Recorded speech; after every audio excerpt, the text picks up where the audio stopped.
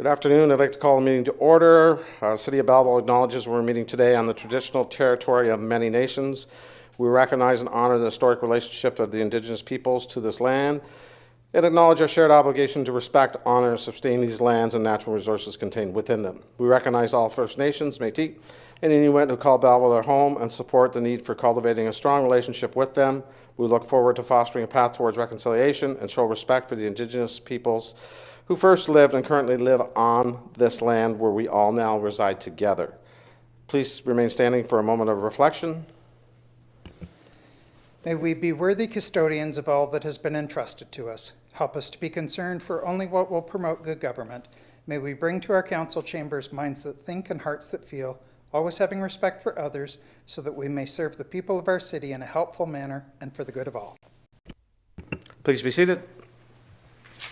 Disclosure of pecuniary interest and general nature there. Councillor Brown. Thank you, Mayor. I have a conflict on item 8A3. It's an indirect, as I happen to be a member of the board with Habitat for Humanity, and I have filed the paperwork with the clerk. Okay, thank you for that, Councillor Brown. Anybody else? Seeing none, I need a motion for approval of the minutes of August 25th council meeting. Moved by Councillor Thompson, seconded by Councillor Wright Miller. Discussion from the minutes. Seeing none, all in favor, carried. I need a motion now to go into committee of the whole. The council will rise and go in committee of the whole at 4:02 p.m. to hear and consider reporting, passing, and recommendations from resolution with Councillor Carr in the chair. Moved by Councillor Thompson, seconded by Councillor Brown. All in favor? Carried. Thank you.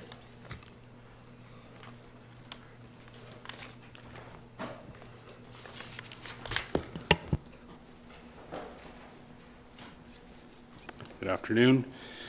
8A reports. The agenda shall include under reports items that warrant individual attention from council.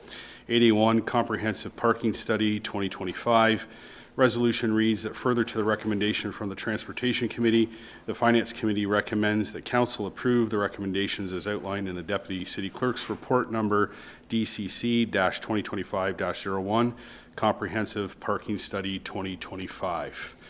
Moved by Councillor Thompson, seconded by Councillor Chatton. Councillor Thompson. At this time, I would like to that the comprehensive parking study be tabled to the October 27, 2025 council meeting to enable the Downtown Business Improvement Association the opportunity to present a deputation at the September 25th, 2025 Transportation Committee meeting, and we would then bring a report back from that. The consultant has agreed, if we wish, to have him come to the transportation meeting on the 25th of September. It's come to our light this morning that the DBI didn't feel they had enough consultation time, and with dialogue back and forth from the city to the DBIA, there might have been a little bit of confusion, so we're going to give them the opportunity. They're a vital part. I sit on the Downtown Businessman as a councillor, so they feel it's very important. So I'd like to table this until the 27th of October. Got a motion to table it, seconded by Mayor Ellis. No discussion on a tabling motion.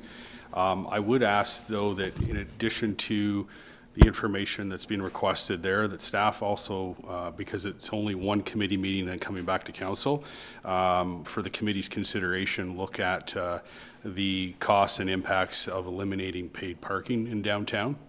I think it'd be worthy for the committee to look at that as well. Okay, so I'll add that to the deputation. Okay, so tabling motion also. Okay, friendly amendment, seconded. Yeah. Okay, yep, okay. No debate, all in favor? Can I see hands, please?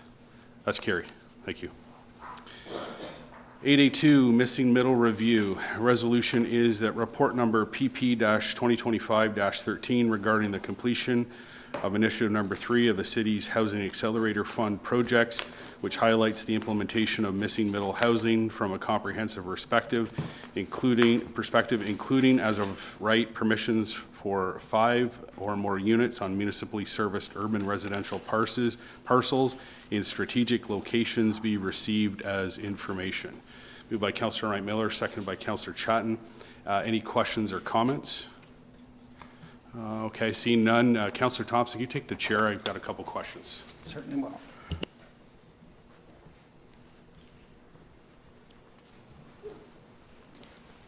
Councillor Carr.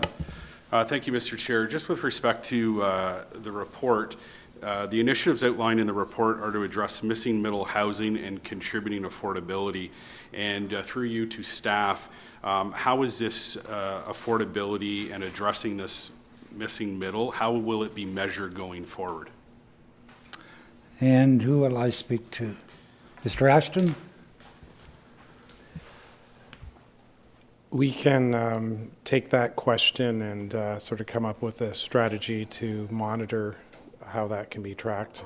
I don't have an answer for you at this very moment.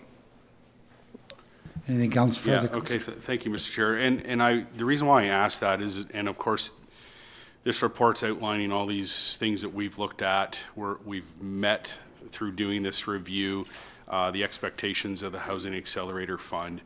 But I would like to actually see what's being achieved with addressing this missing middle, because there is a number attached to it in terms of the realized potential for housing.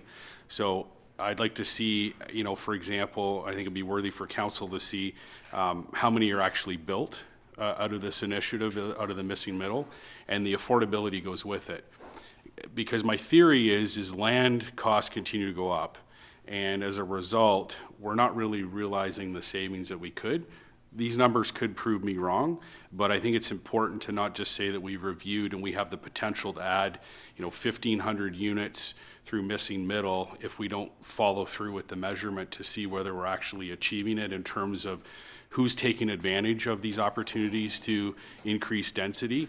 And then in addition to that, when it hits the market, what are we seeing in terms of affordability, and is it hitting that mark on affordability? I'm sure that there's measurements at the federal level with the Housing Accelerator Fund, but in this instance here, all we're measuring, or all they expected us to measure, was that we conduct a review. To me, that's not enough. It needs to go to that next step. So if staff are able to track the numbers that come out of this, as well as the price to at least demonstrate whether there's affordability, I think it'd be worthy of something to track if that's possible. Director Ashton? We do track the numbers, so we'll have that discussion about the other side of it on the consumer end. We can discuss if there's other ways we can track that we haven't done to date. Any other questions? Okay, Mr. Kerr.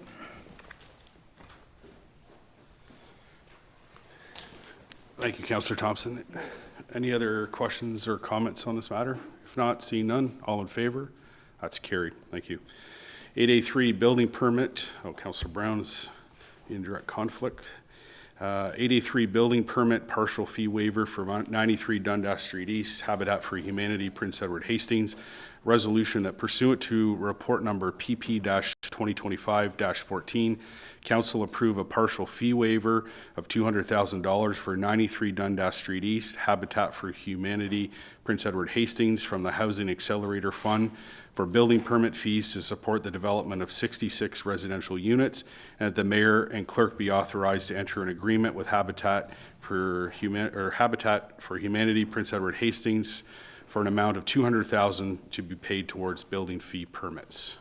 Moved by Councillor Chatton, seconded by Councillor Wright Miller. Any questions or comments? Councillor Thompson. On the, is this a normal process that we've done with other ones that we've donated land to for housing for underprivileged? So I know we've done with other buildings, developers. So is this a normal fee for us to waive? Director Ashton. So we do have in place a affordable rental housing CIP that was passed a few years ago. This Housing Accelerator Fund has allowed us to sort of reinvest in that affordable rental housing CIP, but it's going to be expanded to include other types of housing supply under the Housing Accelerator Fund. So we have been going through that update currently, and we're anticipating that a number of programs will be brought forward for council's consideration to sort of have the ability to invest in, including a building permit fee to support people that want to do multi-residential like this. So this is, in essence, a pilot project in advance of the approval of the CIP that would be in alignment with what the Housing Accelerator funding program is wanting the city to support. So, if I may? Yeah. So have other developments, or is this a new program? Or has it been around and we've been able to do it for other ones? This is a pilot project, so this is the first of this type of project where we're funding. I think this actual project is the first type of its project as well here for Habitat for Humanity. They usually do like singles, semis. So this is a multi-residential, similar to what they do in Cobourg. I think Peterborough, I believe, either is doing one or has done one. So it is sort of what Habitat sort of is moving towards. But this is a pilot project, in essence, in advance of the final approval of the CIP if council wants to support it. And the funds are, we get this funds from the government, or these are from funds from the taxpayer? The fund, it's funded through the Housing Accelerator Fund, which is what we received to support more housing in our city. Okay, thank you. Councillor Chatton. Thank you, and through you, Chair. I'm just wanted to say I'm so hopeful and incredibly excited about this project, and so strongly support any of the efforts that are being made towards addressing affordable housing concerns that directly impact our community residents. We know that the list is long for housing at the Hastings level, where just anything that can get this up running and going, I'm super excited that this has come in. So 100% support from me for this 200,000. Thanks. Councillor Kelly. Thank you. Through you, Chair. Question for Mr. Ashton. As we drive by the old Belleville police station, we see that they're tearing it down, and people are getting excited about it with the 66 units for Habitat for Humanity. When is the expected date for these 66 units to be completed? Director Ashton. I don't know the expected completion date. I mean, a lot of that will depend upon the initiative of and the financing available to Habitat for Humanity. What I do know is that they are looking at, getting a conditional building permit, which this will assist, and it will also assist them to access, hopefully, more funding through programs such as CMHC. Thank you. Any other questions? Councillor Enright Miller. Thank you, Chair. Through you to Director Ashton. Just a clarification, if I may, and I would support this wholeheartedly. We certainly need housing. The 200,000 is not a forgiveness per se. It's an amount of money that will be paid from Housing Accelerator into a different pot. The city will pay it. Just a clarification on that point. So if I think I understand your question properly, it will go towards the building permit fee, 200,000 directly to the building permit fee when they make application for their conditional building permit, and we'll sign it into an agreement, and then if the building doesn't go forward, it will the 200,000 will stay with the city. Okay. Any other questions or comments? Seeing none, all in favor? That's carried. Thank you. We'll get Councillor Brown back.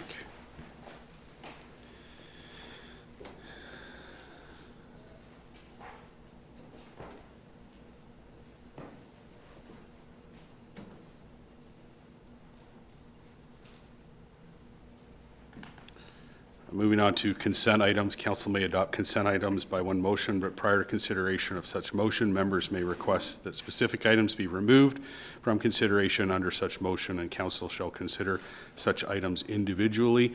I'll start with Councillor Henderson. No, thank you. Councillor Chatton. No, thank you, Chair. Councillor Brown. 8B5, please. Councillor Kelly.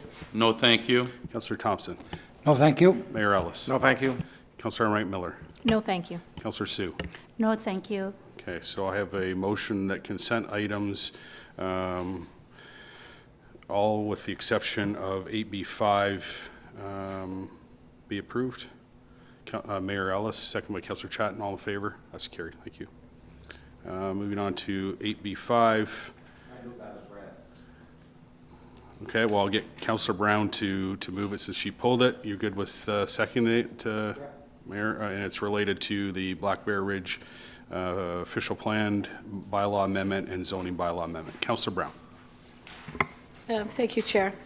I just wanted to make mention of, over the course of the last month, there's been some misinformation that was circulating throughout the ward. The Ward 2 councillors were getting calls and emails about the information that was circulating, and so I was able to address it with some immediacy through Quinte News.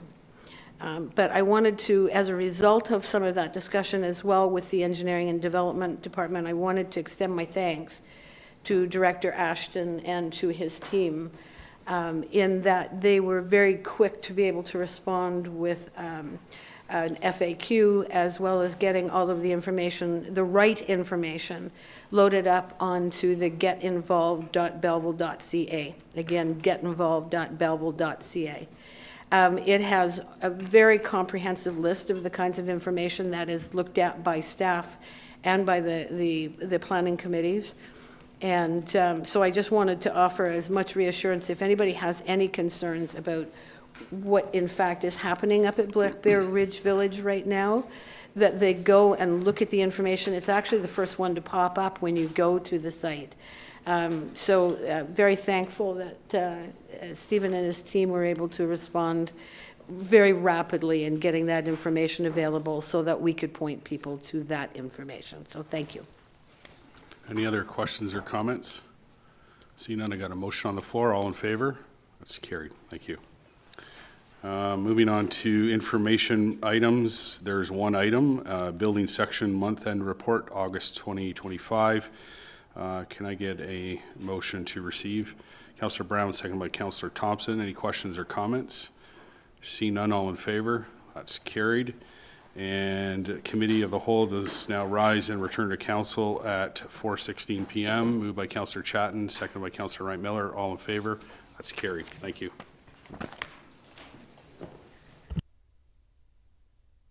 Thank you, Councillor Carr.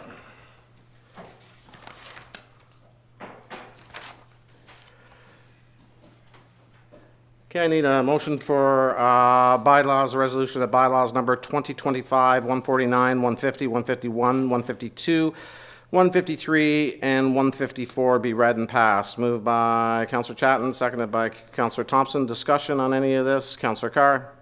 Thank you, Mayor. Figured rather than zigzag with Councillor Thompson, I would just speak on a couple of these. 152 with regards to the parkland and recreation master plan and some changes to the official plan. And I know Council received some correspondence from the Quinte Home Builders Association with respect to some of these changes. I mentioned this at Planning Advisory last week, and I just wanted to get it on the agenda here tonight, that while these changes, do present some challenges, and based on what the Quinte Home Builders have indicated, the important thing is what the build out of these new developments are in terms of parkland, and having parkland that's available, developable, and can realize full potential is where we need to go. Talking with residents that move into these new neighborhoods, their expectation is for complete parkland with all the amenities, and when that comes up short, they feel that they've been shortchanged. A lot of them have been told upon purchase not through the city per se, but others that these amenities would come forward, only to find out that there are restrictions.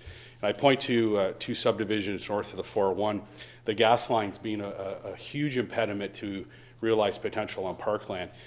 Bird Park, for example, and I reached out to Transportation Operational Services asking about soccer nets.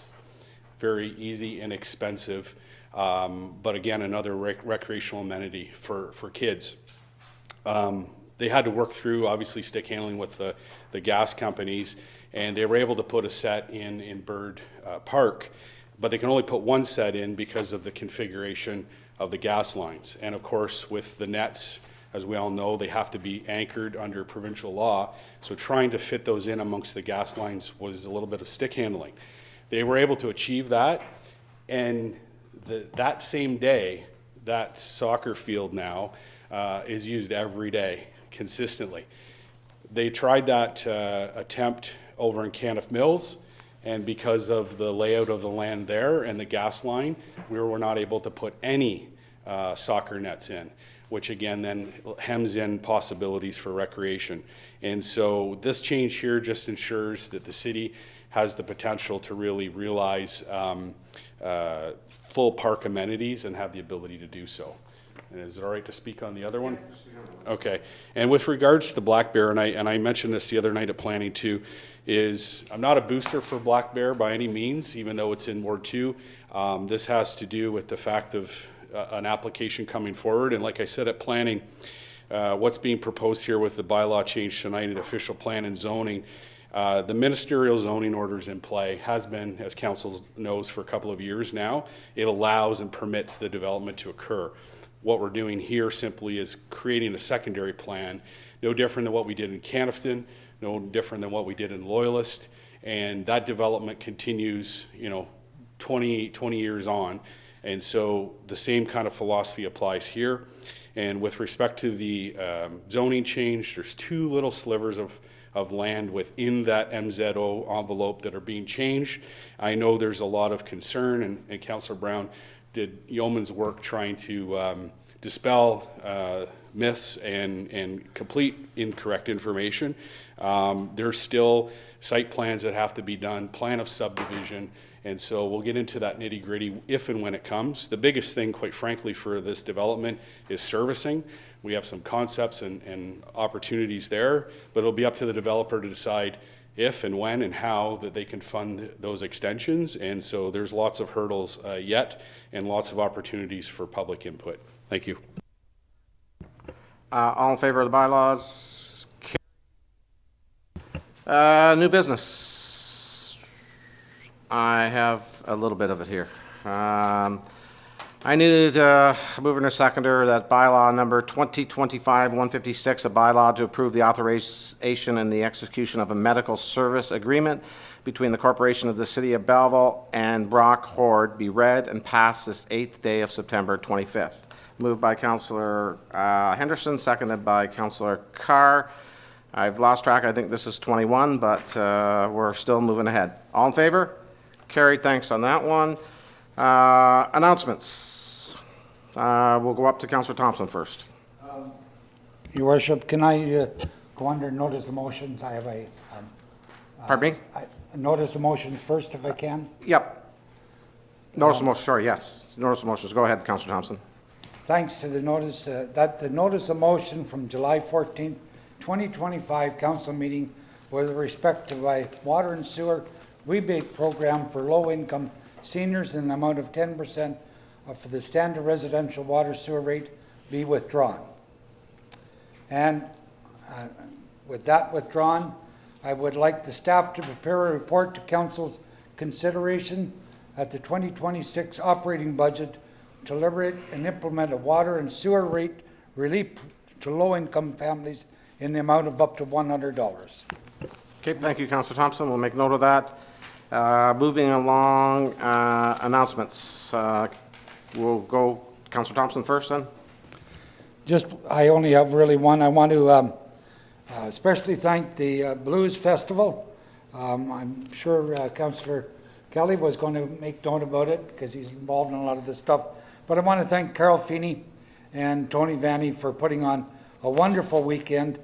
My wife and I had the opportunity to visit a couple of events. They had a good turnout downtown. a good event, and we thank them for bringing that to our city. They had government funding, and the entertainment was great. So I just want to thank the Blues Festival. Okay, any other announcements going up this side, coming down? I see one. Oh, okay, I didn't recognize you with your beard. Councillor Kelly. Thank you. Through you, Mayor, a couple of things. First of all,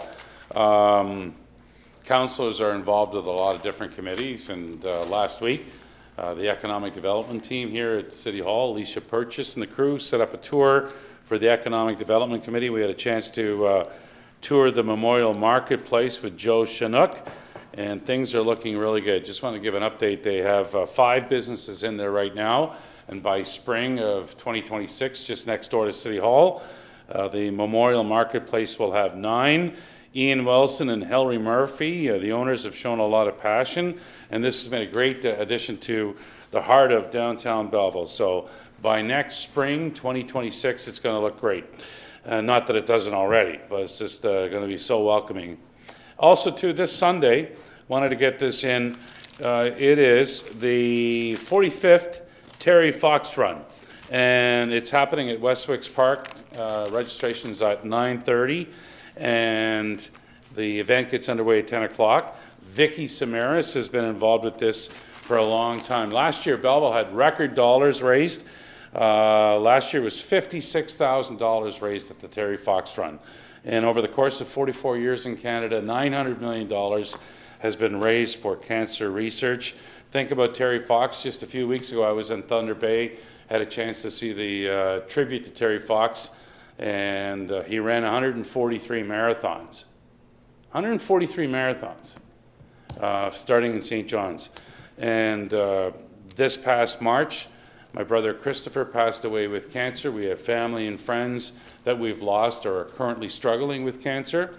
So I will be there with family at Westwick's Park. Hope to see a lot of people out this Sunday, 9:30.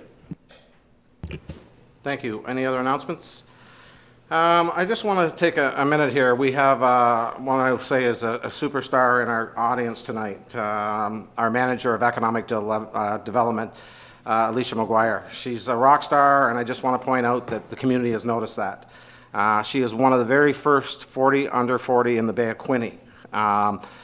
Bay of Quinte Regional Marketing Board received over 200 nominations, and from those nominations chose 40 deserving individuals who are under 40, so we know your age closely, who are building, mentoring, hiring, and creating, lifting others as they go. They represented the energy, generosity, and grit that pushes the Bay of Quinte area forward. Alicia, our Manager of Economic Development, has held several economic development roles over the past 18 years of her career. She oversees the city investment attraction efforts, business growth and retention and destination development plan. Through innovation, sustainable progress, and culture, Belleville strives to be the epicenter of the region, and Alicia's economic development team is driving that vision. Congratulations on that award, and sorry to embarrass you.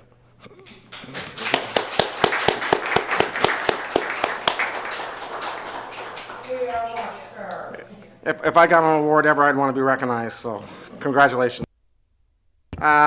We now need a confirmatory bylaw. The bylaw 25-155 be read and passed. Moved by Councillor Enright Miller, Councillor Chatton. Discussion, all in favor, carried.